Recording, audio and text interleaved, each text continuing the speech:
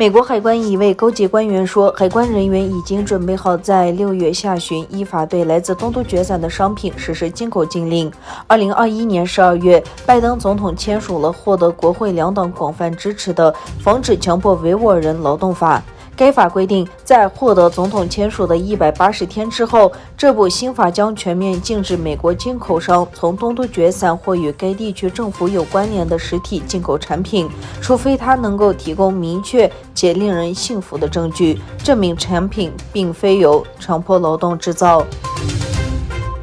为了前往东突厥散实地考察当地的人权状况，联合国人权事务高级专员巴切莱特付出了2年的不懈努力。然而，巴切莱特的中国之行引来了诸多的争议。华盛顿邮报指出，许多观察家视其此次访华的大败而归。表面看来，巴切莱特获准了访问东突厥散，似乎是联合国人权事务高级专员署取得了胜利。然而，细究之下却不难发现，中国政府宣传机器才是真正的赢家。因为访华行程结束前的新闻发布会上，巴切莱特已经将中国的新疆政策同反恐斗争混为一谈，这正是北京官方惯常使用的说辞。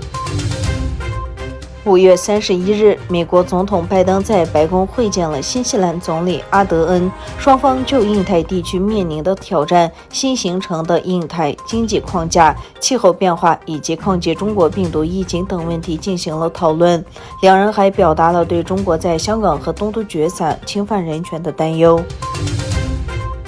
俄罗斯外交部长谢尔盖·拉夫罗夫在连接中国黑海和俄罗斯布拉格维申克斯城市的桥梁开通之际，在网上论坛发表讲话。俄罗斯人拉夫罗夫表示，西方国家因乌克兰战争对俄罗斯实施制裁，与为北京投资和金融领域开展实务合作提供了新机遇。